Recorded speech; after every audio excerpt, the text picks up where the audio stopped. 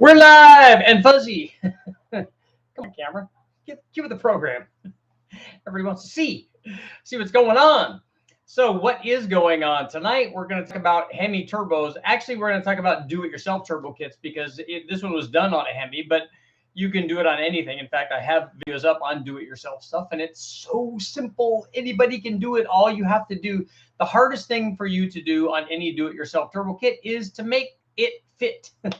Fitting it in a chassis is always a problem with lots of stuff. With, if you're doing a muscle car swap, if you're doing a truck, a lot of times you have all the room in the world.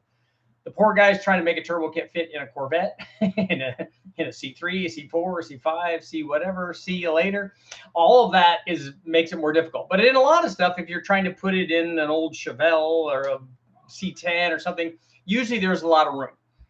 Here's where I think people go wrong, and the same thing with this HEMI. If you took a look at the photo that I have on the HEMI, if you're stopping by here and you haven't looked at the thumbnail, go out and take a look at the thumbnail. You can see what I'm talking about. But basically, it's a 2006 5.7 Ram truck 5.7 HEMI, stock exhaust manifolds. It has an exhaust Y pipe that's probably too small. I think it's 2 1/4.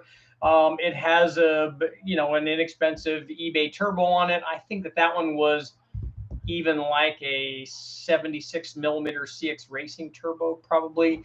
It has an air to water intercooler. That one was also CX. It did have a decent wastegate on it from TurboSmart. And that's one area where if I was going to do a do-it-yourself one, I would spend money on. I have used the inexpensive ones. We have tried those, and we've had some hit or misses with those, which is why we don't like to use them a lot. I have had them work. A lot of times with the inexpensive wastegates, I've found that at least the ones that we did, the boost pressure was higher than the spring was rated at. So I don't think that they did a lot of science on the spring rate and the diaphragm size and that stuff. So I think that they're saying, oh yeah, this got a 7-pound spring in it. Well, 12 or 13 pounds later. And the problem with that is there's a big difference between 7 pounds and 13 pounds. As a matter of fact, there's almost twice as much. So it's a big difference in power, especially if you're starting out with something that's already making pretty good power. But what I want to talk about tonight is, like, on this HEMI, if you take a look at it, stock exhaust manifolds, junky, homemade, quickie kind of Y pipe. We've mounted the air to water intercooler up on the throttle body. If you look really closely, you can see the Super Richie drive-by-wire throttle body, where we converted the drive-by-wire throttle body to a manual throttle body and then pulled it open with a wire, because that's my definition of drive-by-wire. It had a truck intake manifold. It was an unopened motor, no ring gap. And I did this test long ago for David Freiberger at Hot Rod. We ran this one and then a modular Ford, I think, and then I think an LS also. Just out of the junkyard, low boost, completely stock motors, and then we ran them like that. And the HEMI did well. Despite having all those things wrong, having a stock camshaft in it, stock springs, stock ring gap, whatever that is, it's fairly tight, I think, on a HEMI. Stock exhaust manifolds and the Ram manifolds by far are the worst manifolds that you can get. We also ran the same combination with the SRT8s, not on this test, so I didn't do a back-to-back test comparing those two, but we ran another turbo kit with the SRT8 manifolds, and they worked well. If I was going to do it, I would pick those. They're much nicer. But even with the wrong manifolds, it did fine, and it made good power. It made good boost. It made 627 horsepower and 689 foot-pounds and around 10 pounds of boost. So it did well, despite doing all these things wrong. So really the thing is, and this is my point for tonight, is that a lot of guys get wrapped up in, oh, I have to have, equal length tubular headers. They've got to be, all the tubes got to be the same length. I'm going to agonize over whether I should use 1 3/4 or 1 7/8 primary tubes on my long tube headers when I should have just used stock exhaust manifolds because they work just fine. And then what size the crossover should be. Would I get better response, but am I going to choke it off going from a pick your number 2, 2 1/4, 2 1/2, 2 3/4? They want to split it into some metric millimeter size, or 3-inch. What should my hot side be? What should my turn? We didn't do any of that. I didn't care about any of that. All I wanted to do is get all the exhaust that was coming out of the motor together in the exhaust and route it to the turbo. I didn't even, in this case, well, obviously we don't even care where the turbo is. We just wanted the turbo to be out of the way of the stuff and miss things and not get them too hot and not burn anything. And then also have room. We ran a 3-inch exhaust after the turbo, just a section of 3-inch pipe that we had an O2 sensor in so we could tune it, get the air fuel mixture right, which is very important. And the thing is, like I said, how do you go wrong with like even just a bone stock motor? Now, I probably would put ring gap in this, and I might put head studs in it. We didn't do any of that. And I certainly would run it on E85, which I didn't do back then. But I would, I mean, how do you go wrong with 627 horsepower and almost 700 foot-pounds of torque? It worked awesome. I mean, it didn't have to rev to do that. It didn't have to run a ton of boost. I mean, 10 pounds is a realistic amount of boost for street, especially if you're running it on E85. And there's no, there's no super big turbo camshaft in this thing. There's obviously a lot more that could be had even at this boost level, because if we had a camshaft in this and the camshaft picked up 30, 40, 50, 60 horsepower or whatever, which is certainly possible on a Hemi because it has good head flow like an LS. It just needs cam timing, which it doesn't have. It's got a mild cam in it, just like an LS does. And if we picked up that much and then we added boost to that, all of a sudden you're looking at this is like 100 more horsepower under boost. So it is really easy. And a lot of guys are so worried about all these things that it makes them never get them done. Oh, but do I need to route the exhaust so it's aimed, the direction and the flow is coming in right at tangential, whatever the word is, to the impeller and all that stuff. It stops a lot of people, I think, because they're trying to make it perfect, which that's okay. If that's your thing and you want it to be perfect and you want to spend your lifetime getting a turbo kit that everybody else is doing and has already done it, is already driving theirs around and makes 3 less horsepower than what you're doing that takes 15 years to put on, that's all fine. And I'm being facetious, obviously. That's probably not the case. But if you want to make it look really nice and presentable, and all of that's great. I'm just saying that if your goal is to make 600 horsepower, it's really easy to do. You don't have to buy special manifolds. You can do most of the welding yourself. I mean, if I can MIG weld together the sections of exhaust tubing and route them in a Y, like I said, a lot of these Y things, the Y pipes, if you don't want to do that, if you don't feel comfortable wiring those things together and welding the seam and stuff, just go to the wrecking yard. There's lots of Y pipes out there. Look for something that had a single exhaust on it. And especially, if it had a single exhaust, a Y section like that, or even a T section, it honestly doesn't matter. It'd be better with a Y, but even if you have a T, it will work.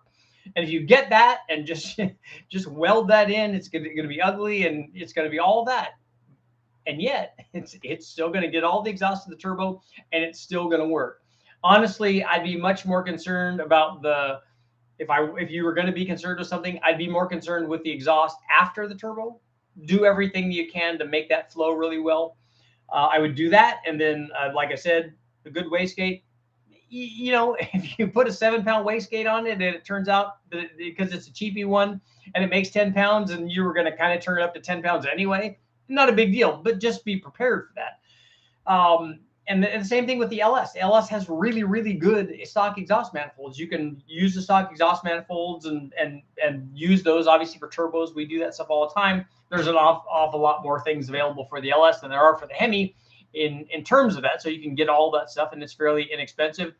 But you can make so much power. You can usually make way more power from the motor, even doing it like this inexpensive, cost next to nothing turbo kit for the Hemi. You can usually get way more than you want to spend on the transmission that has to go with that. Because even at 700 foot-pounds of torque, that's a lot of transmission, especially if you're going to be racing it. If you're going to be loading the thing and launching the thing off the line, if it's a stick, it's going to be problematic. It'd be problematic for the whole drivetrain. It'd be much easier on if it's an automatic. And then maybe you could use a 727 or Torque Flight or Turbo 400 or whatever that might take that a little bit longer at least. But that's the thing, as we go up and up in power even more and more, like if we were to put the camshaft in I was talking about for the Hemi and all of a sudden this thing is making 727, and you know, it's the skew toward it making more torque than horsepower is going to go away when we add the camshaft. What's going to happen is the horsepower is going to come up more than the torque does when we put a camshaft in it. So it probably would be making fairly comparable numbers. So let's say it's 725 and 725, even that. And with the potential to go wherever that turbo that you size puts it on there. Because now the thing is, like with the turbo that we ran on there, once you put a camshaft in this HEMI application, in this example, we're almost out of turbo. So we need to start thinking about another turbo. And then when you do that, like I said, if you're a 750 or whatever, even a 750 horsepower transmission is a fairly pricey deal. So that's why a lot of guys, you know, if you've driven a car that makes 600, even 600 flywheel and nearly 700 foot-pounds at the flywheel, that's a lot of motor. And like I said, you can see from the picture, it's all wrong, and yet it's all right. So let's see what you guys are doing for tonight. Let's see. Dallas building a 302 60 over with triple 11R heads. I would definitely have it sonic if you're going to do that.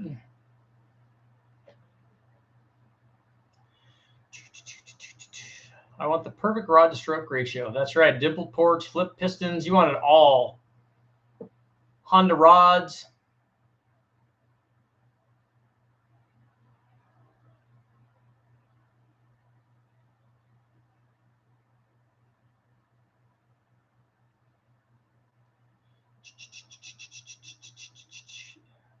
That's right, Scott. Like, share, subscribe, ring the bell, do all that.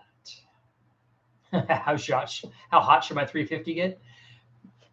Not more than 300 or 250, 275. It doesn't like me today.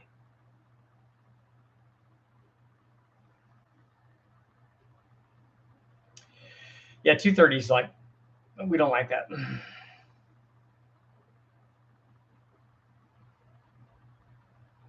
What is 91 octane?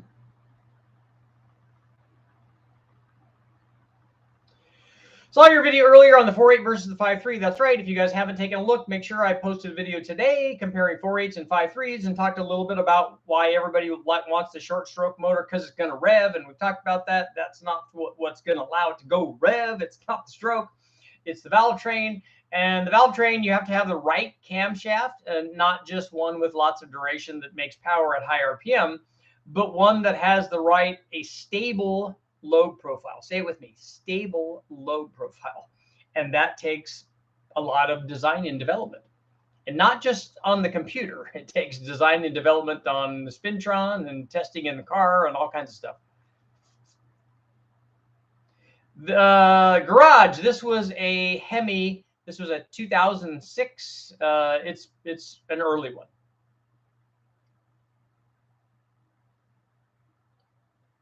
Anyone ever used bottom end parts from Spa Turbo of Brazil? I've never even heard of them.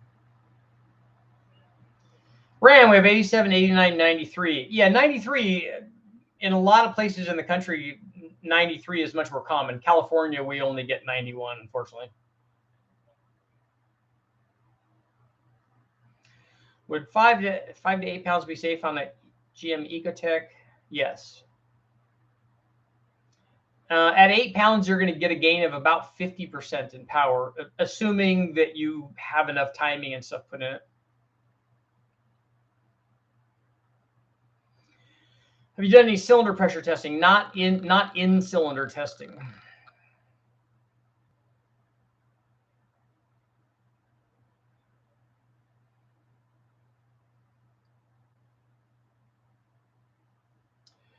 Did you do anything with the valve seats? No, I kind of crossed my fingers the whole time that we ran it.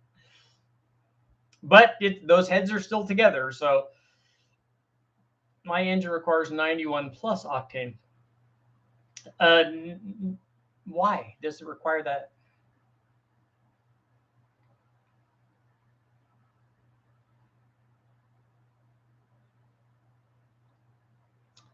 187, you need to rephrase your ProCharger question. LS3 5.3, what size crossover pipe? It doesn't matter. Both of those will work fine.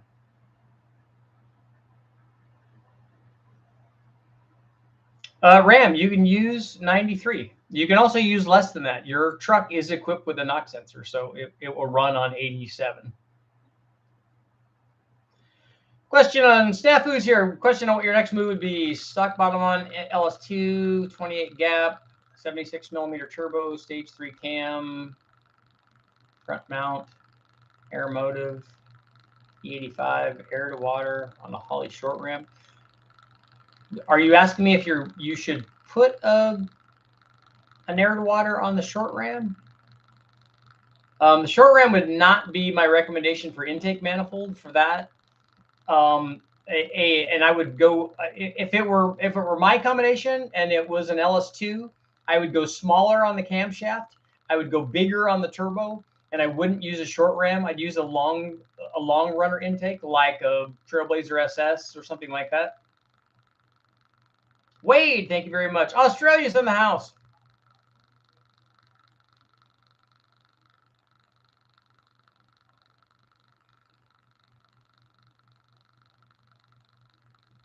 If you're looking at cylinder pressure, you're going to see cylinder pressure for individual events. It's kind of cool.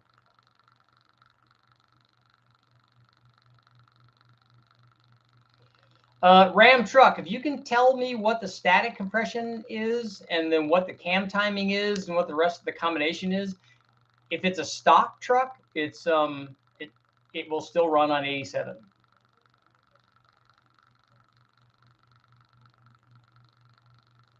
If I put anything less than 93, my truck will detonate.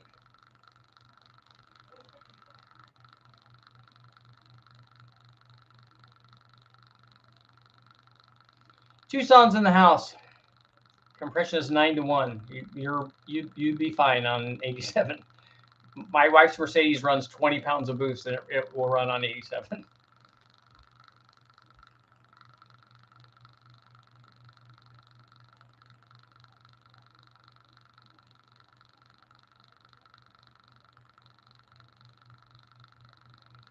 So, Scott, you had a wombat place on your head when you were in Australia? That's cool. Milwaukee's in the house. And kicked by a kangaroo. Nice. Milwaukee unloading a Dollar Tree. The update on the trophy 4-cylinder, the little Pontiac 4-cylinder, it was picked up and it's it's en route. En route. What are your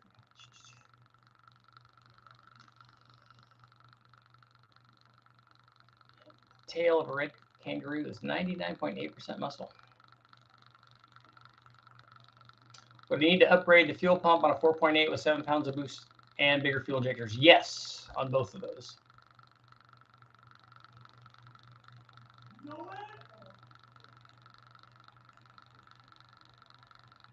Would firing an injector down a Venturi to help atomize the charge make any extra horsepower? Maybe I don't understand what you mean by Venturi. I'm having trouble visualizing what the injector hole is going to look like.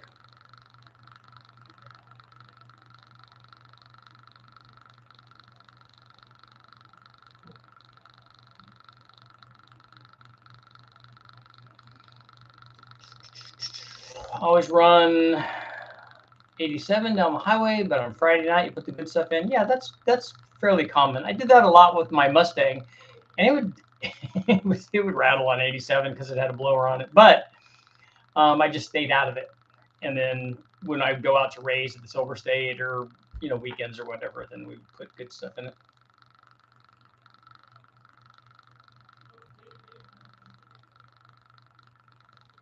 Wade, 408, stage 3, 799 heads, Holley low rise, 80-pound injectors, twin China GT35s. Are you running pump gas on that, or are you running good fuel? Because that's going to determine the GT35 82s, if that's what they are like 1,000 to 1,100 horsepower worth of turbo. So if you have everything else that you need, it could do that.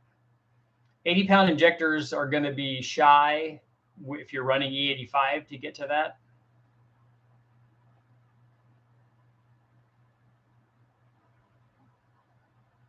Saul, your BMW M52 is detecting some knock after rebuilding, cleaning the carbon and machining the block down 10.2 to 1 compression so it's now 11.6. How did you machine it down that much? I'm assuming that you changed the pistons or something, because of a 1.4 point change in compression is, you usually can't mill the block down or mill the head down to get that kind of change.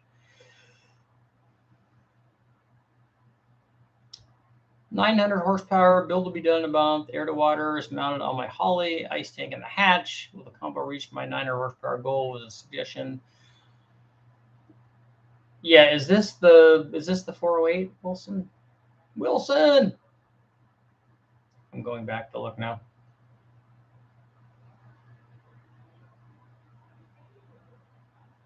I'm assuming that that's what it was.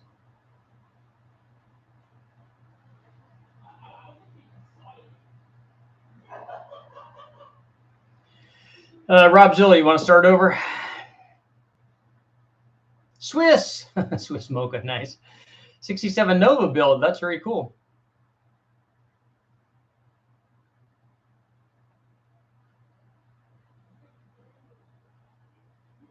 Is that a 151 Iron Duke? No, it is not an Iron Duke. It's actually a trophy 4-cylinder. It's 194 cubic inches, and it's exactly half of a 389. In fact, it shares the cylinder head and lots of stuff with the 389. Valve cover, front cover, all that stuff. It looks like part of a 389. If you take a look at, I have a couple of other live feeds. I have a photo of it. Can I add an adjustable fuel pressure regulator to the stock fuel rail on an 05 Silverado? Currently, it's in the tank. I'm upgrading the fuel pump. I don't know. I don't know how the fuel pump might be regulated back at the pump. It might have a bypass on it. And I don't know. I haven't ever looked to see if somebody makes a replacement regulator for your 05. Does it even have a regulator on the rail?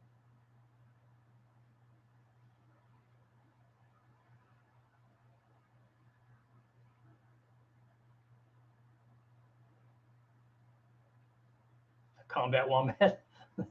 Those are pretty tough, I heard. Detroit's in the house. That's where this wasn't coming from Detroit. This engine, the trophy 4-cylinder, coming from the Minneapolis area, I think. Let's see. Does anyone build LS strokers? I got lots of videos up on strokers. A ton of turbo 530s, but not wanting to turbo my L92. I think 625, 640 crank horsepower would be sufficient in a short bed. Yeah, you could build a stroker, and it could be an NA, and the low to mid 600 range is about where a good rec port headed 416, if you're starting out with a 6.2, is going to kind of be. I have lots of videos up on that, so you can take a look and see how we did that. Garage, just a thank you, Richard, for these live chats. Don't always catch them, but love the knowledge and share. Appreciate the time. Thank you very much for being here. Honda Tech is in the house.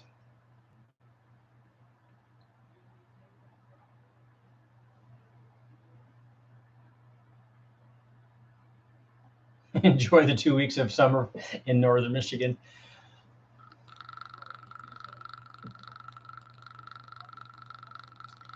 I'm going to make a box that bolts the Weber intake for VWs. I made one of those for my Z because I had side draft Webers on it. Weber Venturis mounted in the bottom, and injectors will be mounted in the lid.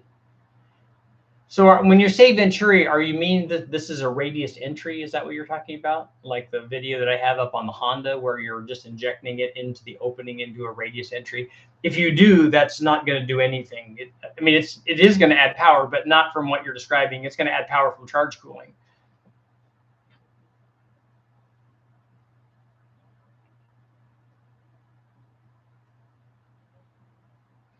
My my one frustration with having so many videos up is when I go to do a search on something, I always end up finding my stuff. Yeah, Kid Rock. I like that song. I like that Northern Michigan song because it's Sweet Home Alabama. I've never been to Mexico. I've been to Mexico a bunch. I've raced down there. And I like. We've been on vacation there quite a few times. I really like it. I have a BFD Texas Speed 6-liter cam, new in the box. I'm not going to do anything with it for. I don't know if it's something you'd be interested in testing.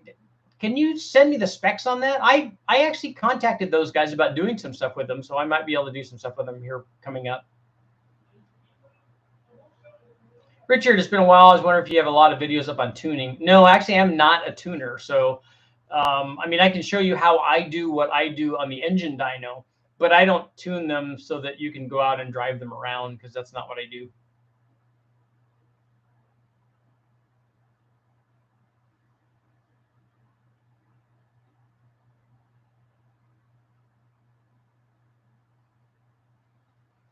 For anyone, rudimentary questions, so apologies for redundancy. What big block for budget, 1,200 horsepower, flywheel build with forged bottom end, as-cast heads, intake single turbo, and ethanol? What is it you're trying to ask? You can do 1,200 horsepower with a Gen 6 block. You can do it with others too, but the Gen 6 is the one that I would pick because it's going to have the least amount of miles on it, probably, if you go to the wrecking yard and get it. It's already a hydraulic roller from the factory, so that's kind of good. It's a 4-bolt block. All the Gen 5 and Gen 6 stuff will be 4-bolt blocks, so it's easy when you go find one. You don't have to worry whether it's a 4-bolt or not. It's going to be. It's got decent heads on it, which you could make 1,200, but if you're going to try to do that, I would pick a better head maybe. TJ, you did vote to revisit the 243-706. It's a very popular subject, so it almost kind of has to be done.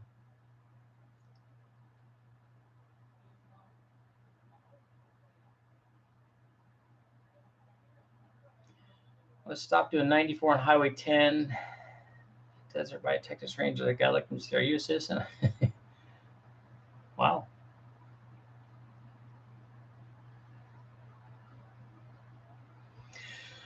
Tyler, that's exactly what I was wondering. I thought. I can't keep up with the chats.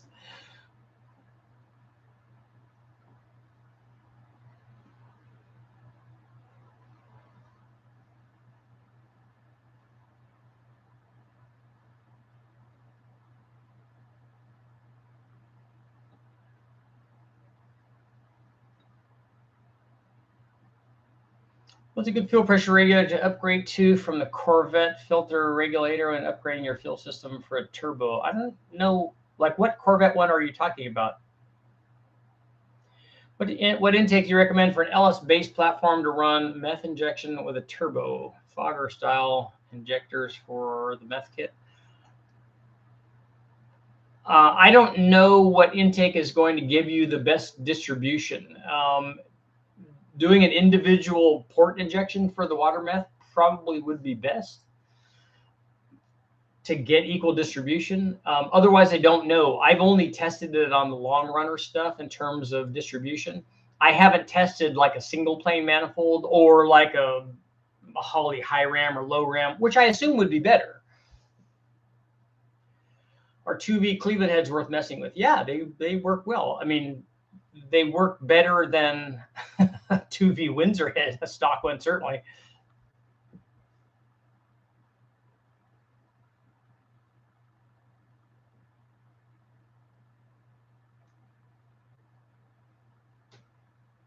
Steven had to feed the critters.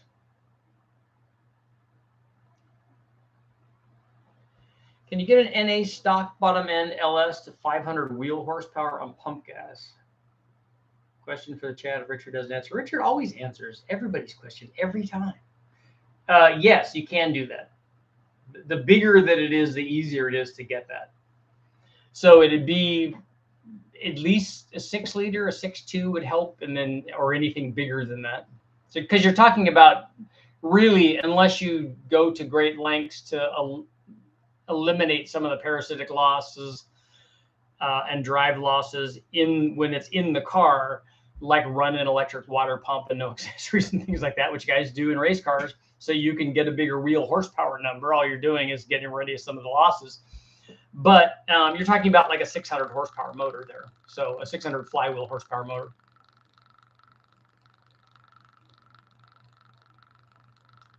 $360 cubic inch 4-cylinder Lycoming 180 horsepower.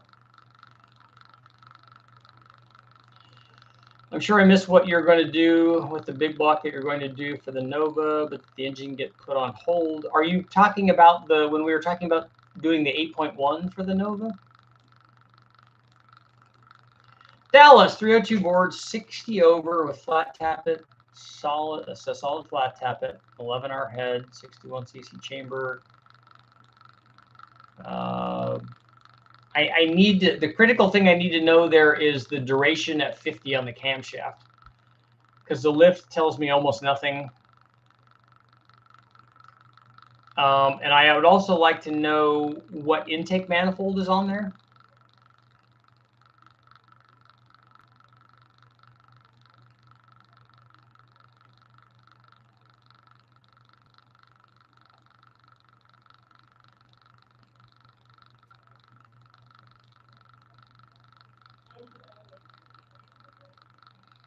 What heads would be on a 99 1500 GMC with a 4.8?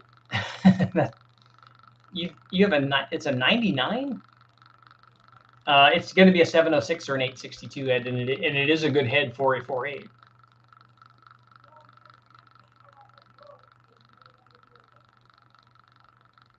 More 4.3 liter V6 testing. I have actually 4.3 liter V6 testing coming up. That is the new LV3 or whatever.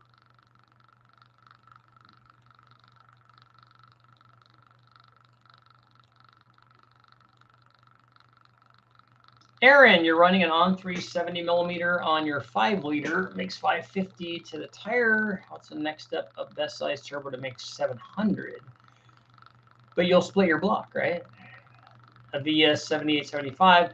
I don't think a GT45 might get you there, but it's really only a 69 millimeter turbo.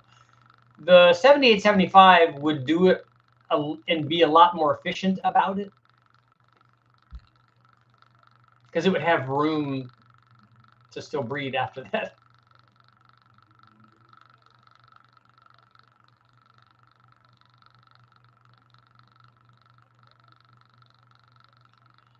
TBI turbo is a waste of time. The thing that I worry about with TBI stuff is getting fuel.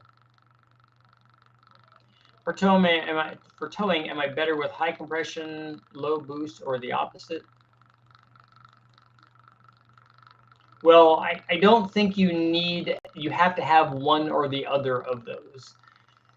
I think if you lower the compression for towing applications, that's a lot of times that's what the factories do. Higher compression will give you better fuel mileage, but it narrows your tune window down. But if you have low compression and you add boost to it, you're going to have more than enough power to do your towing. So in that scenario for towing, you're never going to be shy of power. So the question really becomes, are you spot on your tuning window, or do you like to have, a little bit of a safety margin?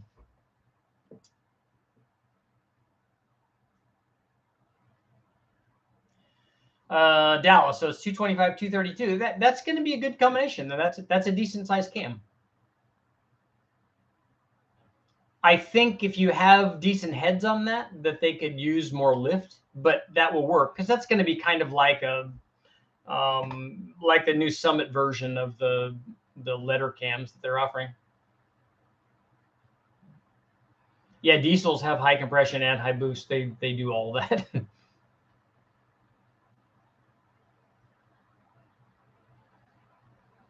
What is the minimum needed to control boost on a 5.3? The minimum what? The minimum number of wastegates?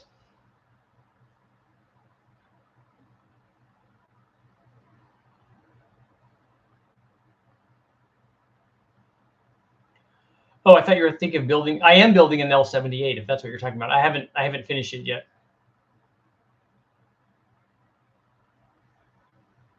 Coles is in the house.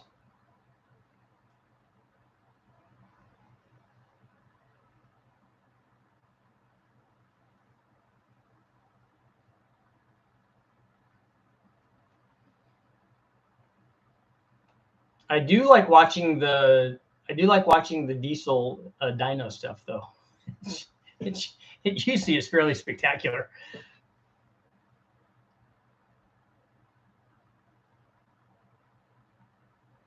Steven got to ride in a Stage 3 Corvair Stinger today. Very cool. I never heard of them. And it was like a 1970s 911. Crazy thinking Corvair cars were junk. No, they're kind of cool.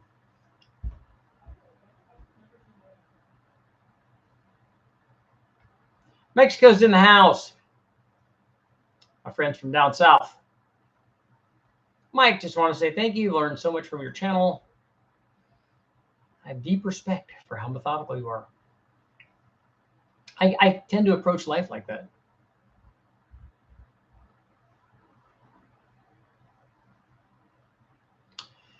Audi ran a bunch of, in fact, they won Le Mans a number of years in a row running their turbo diesels. And they had trouble with their drivetrains, so they figured out the cure to their drivetrain issues for the transmissions that wouldn't last 24 hours was they just figured out how to change the transmission in, I don't know, I was like a minute 40 or a minute 50 or something like that. They just disconnected the whole back of the car basically and put another back half on. Everybody said, "Hey, wait, you can't do that." They said, "No, no, actually, we can. We're fixing the transmission. We have to keep the block the same," which we did. We didn't do anything. All quick disconnects and all that stuff. And my buddy Bernie was over there.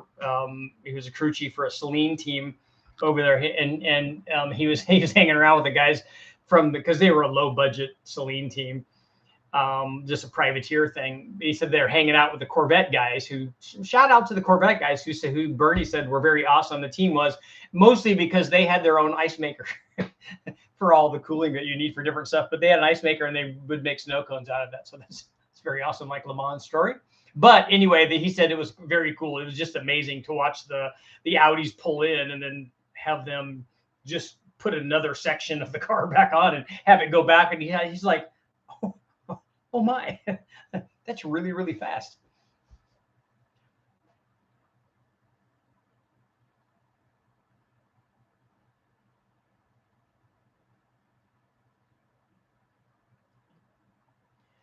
In Minneapolis, the weather is here. Wish you're. It's one of those, right, Jason?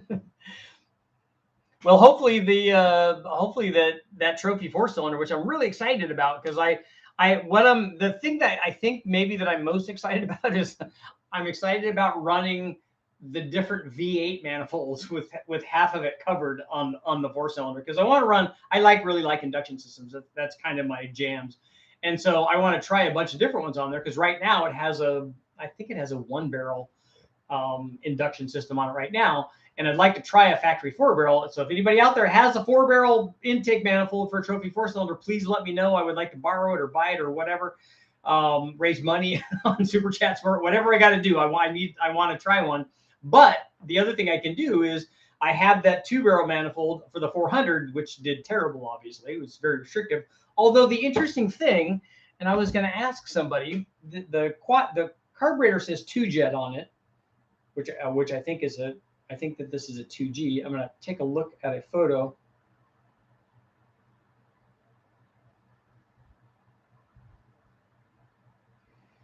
Let's see here. So I measured the bore on this 2G, and it is 1, and it's even bigger than 1.5, not quite 1 3/4.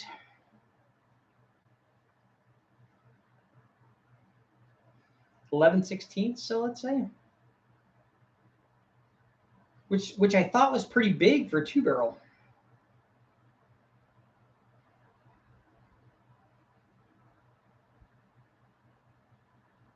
$7057-380, and or a 17057-380, and it also has a 078-9 and a 1. stamped on, I think that's on the fuel bowl. So I was kind of thinking that that was, judging by the power, I thought it was small. But at any rate, I'm going to run that 2-barrel intake manifold, and then I have the Performer one that we had to dust off. That now it's getting more use than it has in the last 15 years. And then also, I think that they had a Torquer 2 or something, or a Torquer, a single plane one. So that will all be cool stuff too.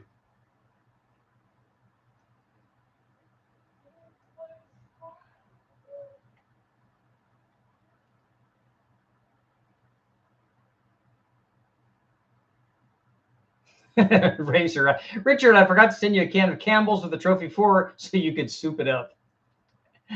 Got them uncle jokes. That's awesome. Thanks, Racer D. I can't wait to see you guys. I'm excited if you guys go run that the 4-cylinder again. Like, I never remember the name of that, for the 4-cylinder that's in the Fiero. Yeah, they make a Super Duty version of it. The Iron Duke, that's what it is.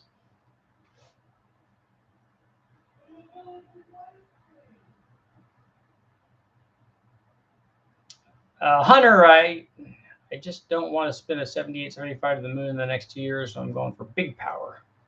So then you get 2 of them, right?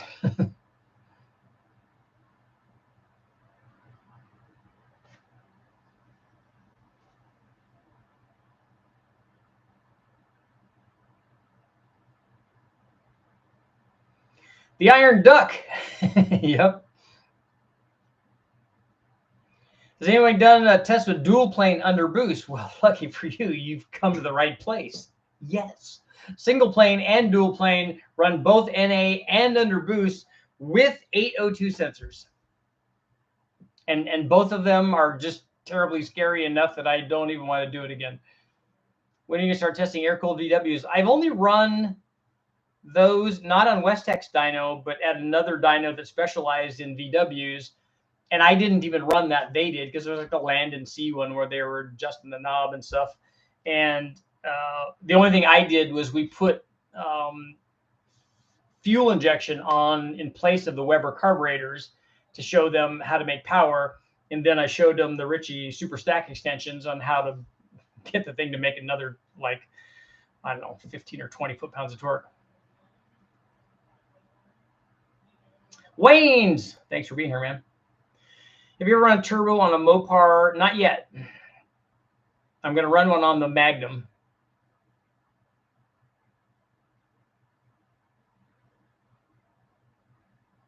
Four-liter Jeep builds would be good. Honestly, I've not seen a dyno video of a 78, 75 making 1,000 to the wheels. I don't know if it will. I'm pretty sure it'll make 1,000 flywheel, though. Got a ride in a P51 just before Bob Love passed away. I got offered in a ride in one, and I didn't take it. And they also had, it was a bomber, not like a B-17, B-20 maybe or something. They belonged to a very, very famous actor. This was the guy that was taking care of him for him. And he's the guy that bought, I had a Ford GT, 2006, and he bought it and said, dude, if you ever want to come over and take a ride, and I should have. Oh, we don't have a poll, do we? Okay, let's get a poll going. This would be good.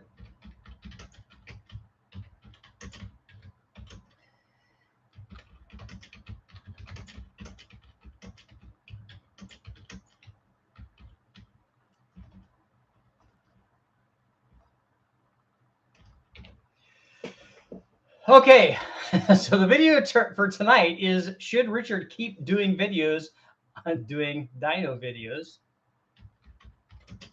on YouTube? So we're going to ask our community.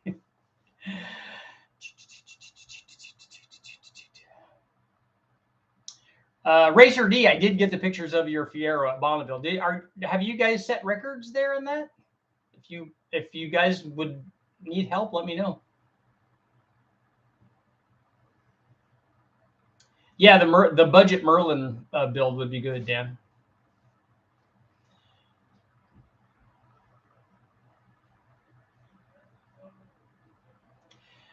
Karen, in a Mopar, if you flip the pistons, how much more boost can you run? Well, if you flip the pistons, then you don't run boost, then you run vacuum. Because it sucks. Shots fired.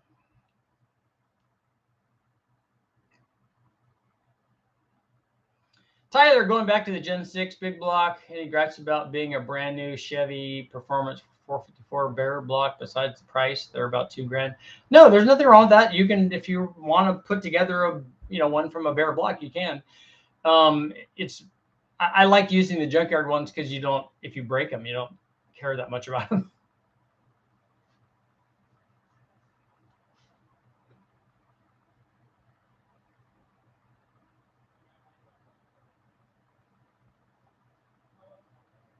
B-25 was a 2-engine small bomber could actually be launched from an aircraft carrier. Was that the one that did Doolittle run B-25s? What did he use?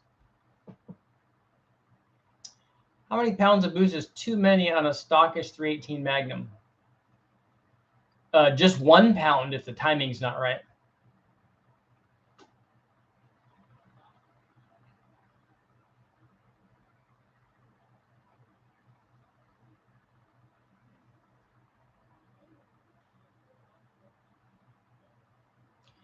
B-17s, okay.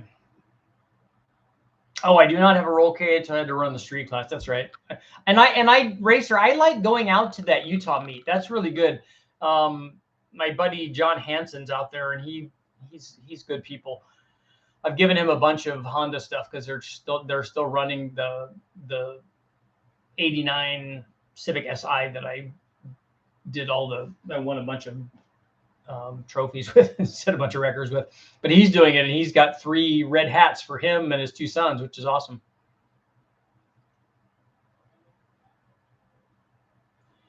Dual ran B-25s on the Tokyo raid.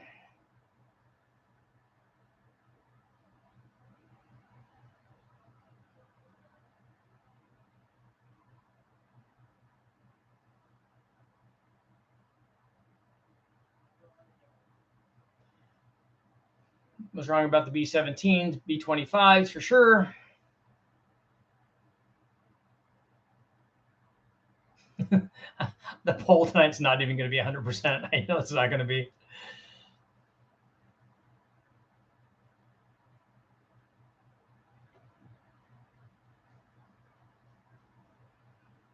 I think if you stop doing Dynavids, you might lose some viewers. I really just meant videos, just any kind of video.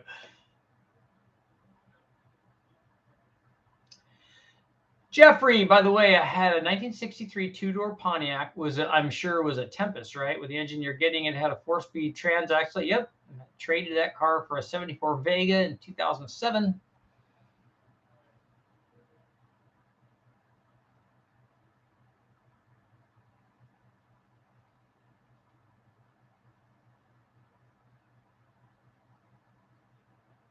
I work on planes. That's why I don't fly. That doesn't give me a lot of. It doesn't give me a warm, fuzzy feeling.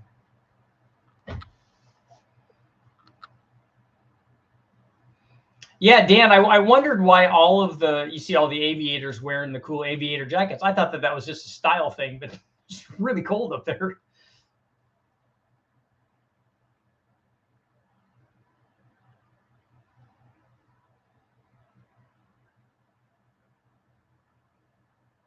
Yeah, Casey DeLorean was involved in that trophy 4-cylinder and in the GTO and the 389, all of that stuff.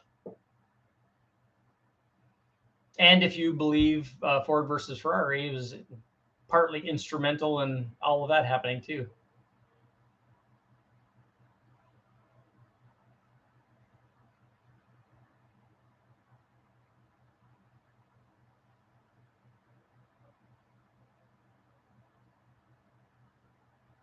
Self-loading cargo, nice.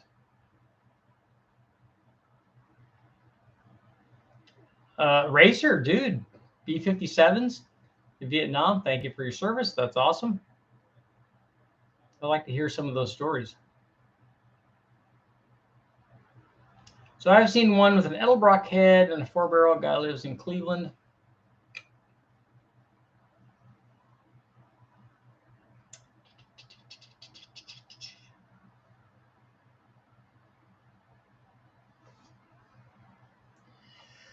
Mostly old parts. I put 20 pounds on my 318 Magnum, Chematic head gaskets, ARP head studs, comp cam, mix 550 flywheel.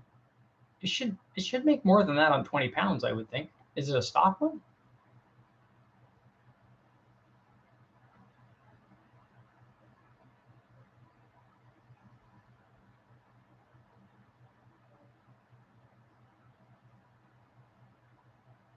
I flew a Black Hawk in Battlefield 2 on PC. Nice. I flew a TIE Fighter on Star Wars Battlefront. There's many tests for horsepower gains from different weight oils, brands. Yeah, I've done that. I've done a lot of stuff with the guys from Lucas. So we tested mostly the gains. You might see a little bit from synthetic and non-synthetic, but you'll see more from different weights of oils. And you'll see changes in power from oil temperature also. Sorry for the dumb question. No, that's not. There are no dumb questions. Only dumb YouTube people. The Trophy 4-cylinder is a 4-cylinder that Pontiac made from 61 to 63 that is basically half of a 389 V8. So it has a 389 cylinder head on it. It has the valve cover, the valve train.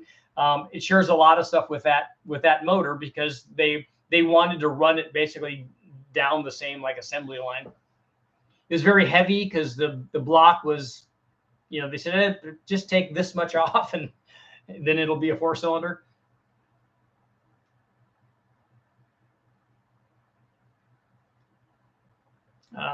Jeffrey was stock when I traded to him. He put an Edelbrock head and Offenhauser 4-barrel intake on it with a long tube header, but I never heard it ran after the mods. I like P51s, but I also like P38s. But I mean, the coolest plane is an SR-71, obviously.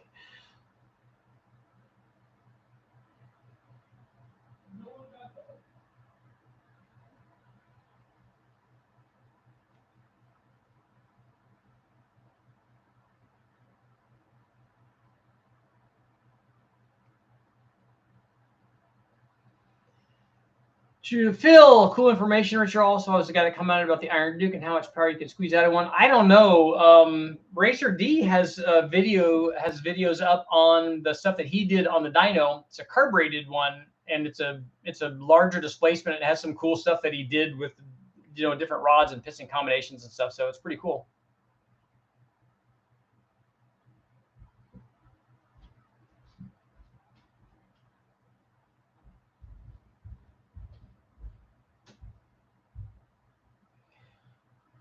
The de Havilland Mosquito fighter bomber. Yeah, Jeffrey, it'll be cool to see what it makes on the dyno. They had them in different power ranges from 110 all the way up. I think in the last year that made 166, 155 for the earlier ones. I'm told that the one that I have is a high compression version, which means it might be as much as 140 even with that single barrel carburetor. So then I would have to, all I would have to do is put the 4-barrel on it. Maybe. I just don't know enough exactly about the particulars of the motor.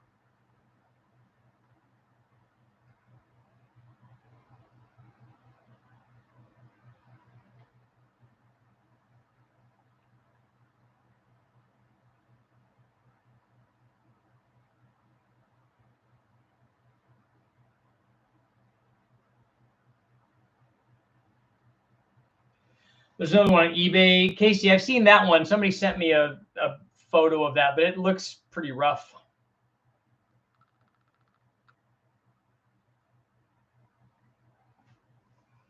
What's the going rate for a full rebuild on a 6-liter LS? Does anybody have any idea? I don't really know.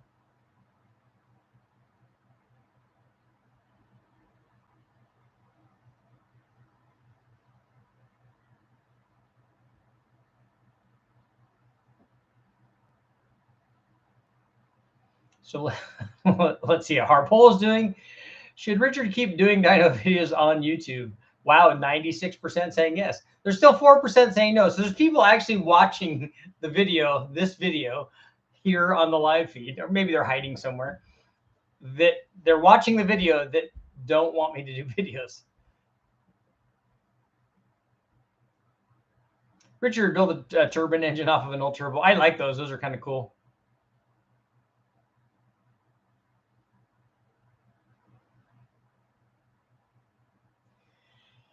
Arden, have you done any testing with staggering fuel injector duty cycle on alternating cylinders? I have not. So it burns in the exhaust pipe.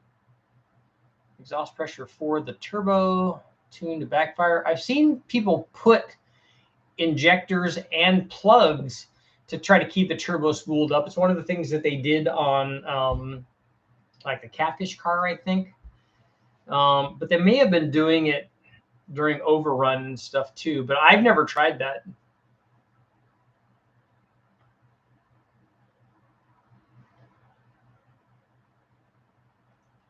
The A10 is also crazy, yes.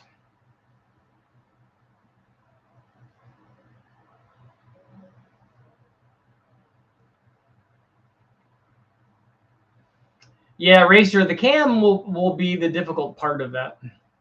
Getting power out of that, because there are certainly cylinder heads that flow. I mean, I think you could get cylinder heads that flow more than 400 CFM on that motor. So that makes power production a lot easier.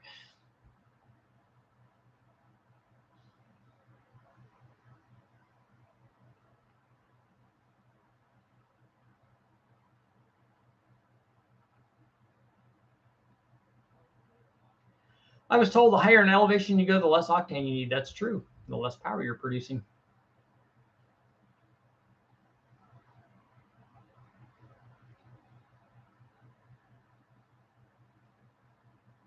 That was at the tire. According to him, he had a 500 CFM Holly on it. So your guess is as good. What was the? Did you say an amount there that I missed?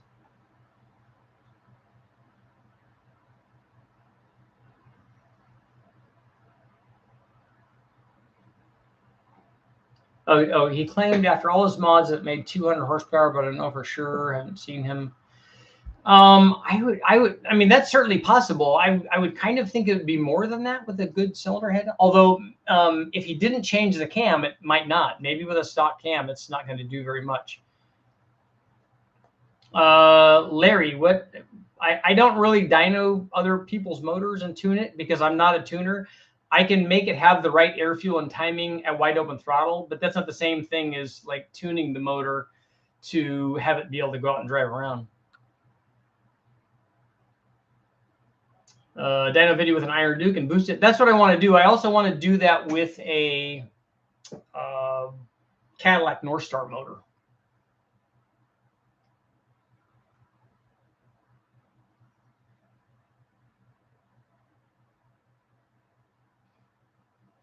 The Germans use element 115.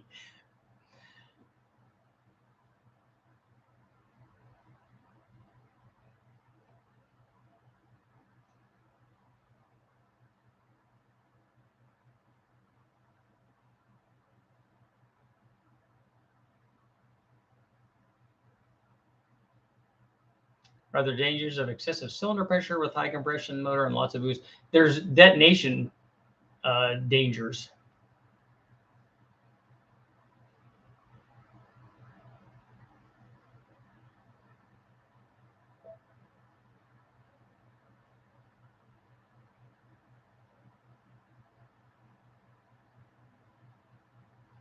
We need no restore power on the dyno with boost. I agree. I mean, it's already, the motor's already there, so you might as well.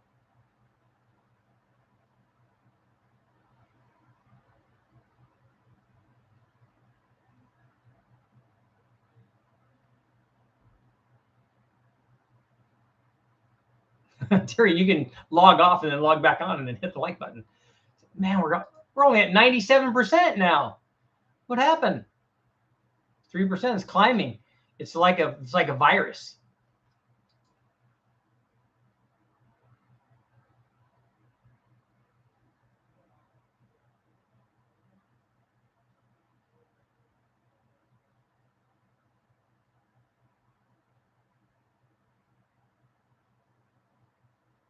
Is it dangerous to run a small shot of nitrous to help cool the boost charge, and will that result in needing to cool more timing to avoid detonation, or because the charge is cooler? Well, that's a good question, Carl. Actually, what will happen is you won't cool the charge, especially with a small shot of nitrous, because there's not enough of the cold stuff relative to all of the hot stuff. So you make very little change in the charge temperature. What you will do is whatever nitrous you're adding, you'll make a lot more power. And it is a good idea to pull more timing if you're going to add nitrous, but don't do it thinking you're going to get a cooler charge, because you won't. And the reason we know that is because I've tested it multiple times.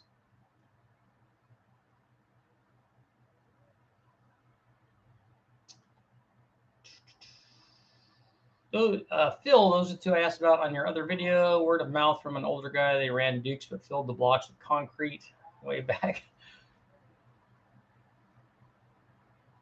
I don't know if I'm wondering about filling the blocks.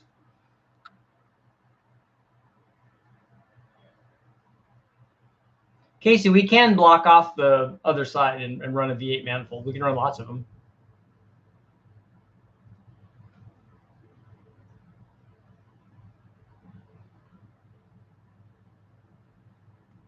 Well, Scott, your comment about the pilots, they only pick the best of the best. I mean, didn't you see the right stuff?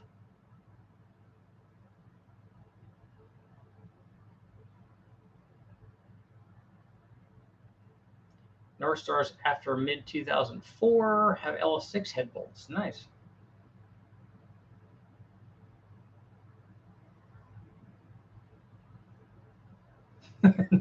Choosing pilots that way doesn't sound very equitable.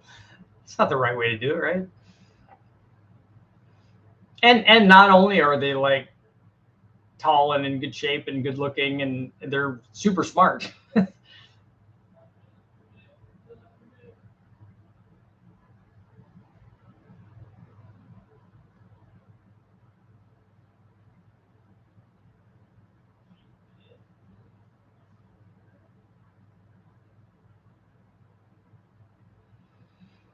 Joshua, I'm going to give you on your billet internal power dyne thing. I'm not really sure what that is. I know what a power dyne is. I've never seen one billet internaled. Does it still have a belt on it? And also, never end your question with the word thoughts.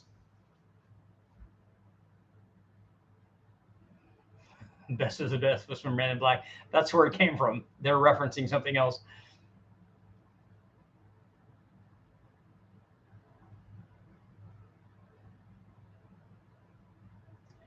Can a V8 crankshaft go into the trophy core? No, because the firing order would be incorrect. Same thing with the camshaft.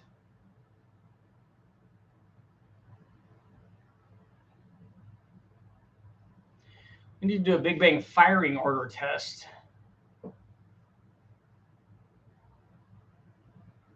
Run it with a wasted spark setup and flip one bank of cams 180 degrees out of time.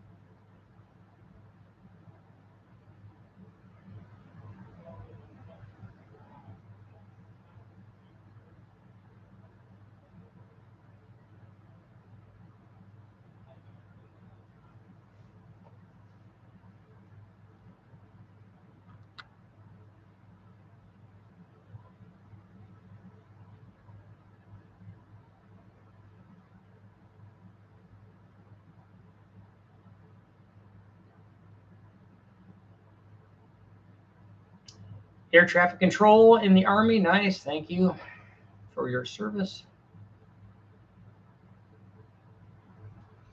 Matthew, I have an L59 trying to find bigger injectors to run a junkyard turbo setup. Just put the Deca 80s in it. Excel has them. Lots of people have them.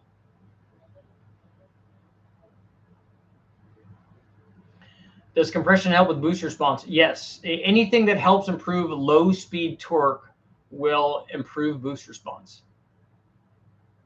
But so does displacement. So does runner length. So does a lot of things.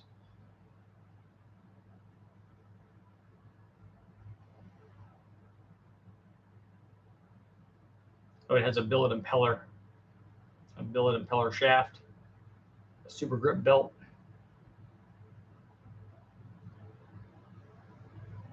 The Powerdyne is still limited ultimately by the size of its impeller, unless they've did they open up the housing and make the impeller bigger and make the discharge, reshape the discharge. I don't know what they did.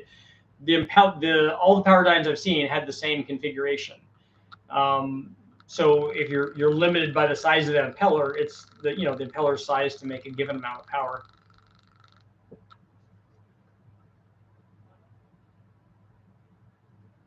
I haven't done any EcoBoost building yet.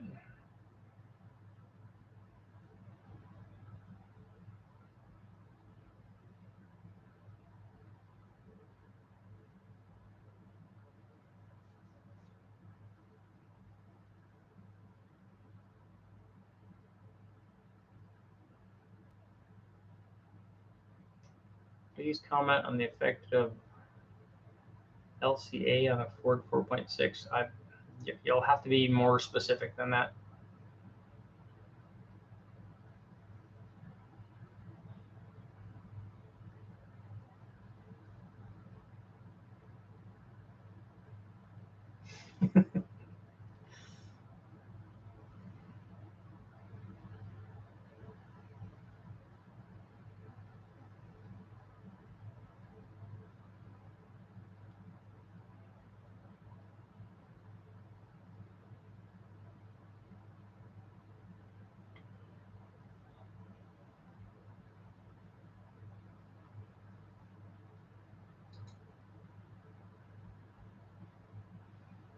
So we're going to close out our poll, which still isn't 100%, 97%. So that's obviously close to 100.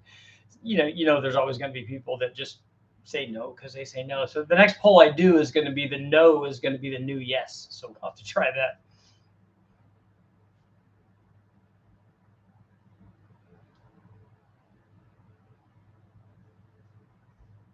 You can put a small block cam and a 351 Windsor, just change the firing order. Where did you put the distributor when you did that?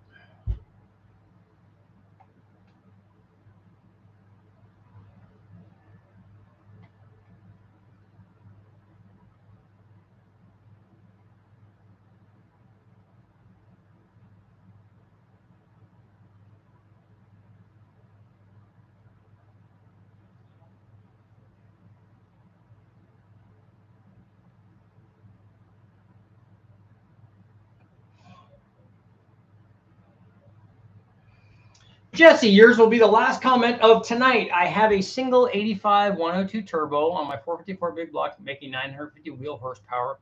What's the horsepower limit for that turbo? It's more than that. It would be, I would like to know what the NA power output is of your big block and then how much boost that is. And I would kind of get an idea. If you start going up, and see, there's so many things that go into this. Well, how good is the intercooler that you're using? What is the fuel? How much timing are you using? Because you could be at 950, but you're only running 5 degrees of total timing. So you're running lots of boost because you don't have any timing in it, maybe because you don't have enough octane. There's a lot of things that could go into that. And this is an interesting question because a lot of guys will do this. Well, how much more power can I make? Well, I'm trying to do it on 91 octane. You already have way too much for 91 octane. You shouldn't be doing that. But they're wanting to make more power, but yet they don't want to do it correctly. So if you put E85 in it, it would make a lot more power, not just because E85 is going to make more power, but also you could have the timing in it that the thing wants to have. You're shortchanging the turbo by not doing that.